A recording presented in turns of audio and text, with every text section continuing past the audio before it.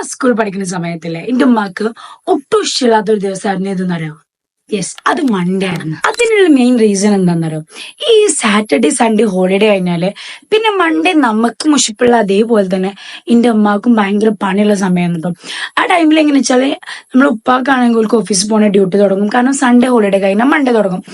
എന്റെ ഏട്ടന്മാർക്കാണെങ്കിൽ ഓൾക്ക് കോളേജ് തുടങ്ങുന്ന സമയം എന്തായിരിക്കും? സാറ്റർഡേ സൺഡേ കഴിഞ്ഞാൽ മൺഡേ ആയിരിക്കും. എനിക്കും അങ്ങനെ ആയിരിക്കും.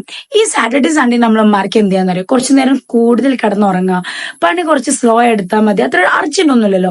പക്ഷെ അങ്ങനെയല്ല മൺഡേ.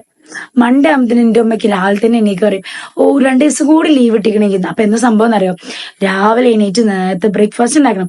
ഇനി നമ്മൾക്ക് അന്ന് മദ്രസ പോയിന്ന്, അപ്പൊ മദ്രസ പോകാൻ അതിനും നേരത്തെ എണീറ്റ് എന്ത് ബിസ്ക്കറ്റോ ചായ ഉണ്ടാക്കണം. നമ്മൾ മദ്രസ വിട്ട് വരുമ്പോഴത്തേന് സ്കൂൾക്ക് പോകാൻ വേണ്ടിയിട്ട് ബ്രേക്ക്ഫാസ്റ്റ് ഉണ്ടാക്കണം. ബ്രേക്ക്ഫാസ്റ്റ് മാത്രം ഉണ്ടാക്കിയാൽ മതിയോ? ഉച്ചക്ക് ലഞ്ച് ബോക്സ് കൊണ്ടുപോകാൻ വേണ്ടി എനിക്കും ഉപ്പാക്കും ഏട്ടന്മാർക്കും എല്ലാവർക്കും ലഞ്ച് പ്രിപ്പയർ ചെയ്യും. ഇനി ഞങ്ങളൊക്കെ വിട്ട് കഴിഞ്ഞിട്ട് വൈകുന്നേരം 3-4 മണി ഞങ്ങൾ തിരിച്ചു തരും. അപ്പോഴേക്കും സ്നാക്സ് എന്തെങ്കിലും ഉണ്ടാക്കണം, രാത്രി ഫുഡ് ഉണ്ടാക്കണം.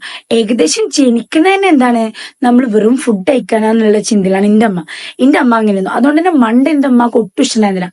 ഉമ്മാക്ക് മാത്രമല്ല ഞങ്ങൾക്ക് ആർക്കും ഇഷ്ടമുണ്ടായിരുന്നില്ല. ഒരു നല്ലൊരു സൺഡേ കഴിഞ്ഞിട്ടല്ലേ പിന്നെ മൺഡേ വരുന്നത്.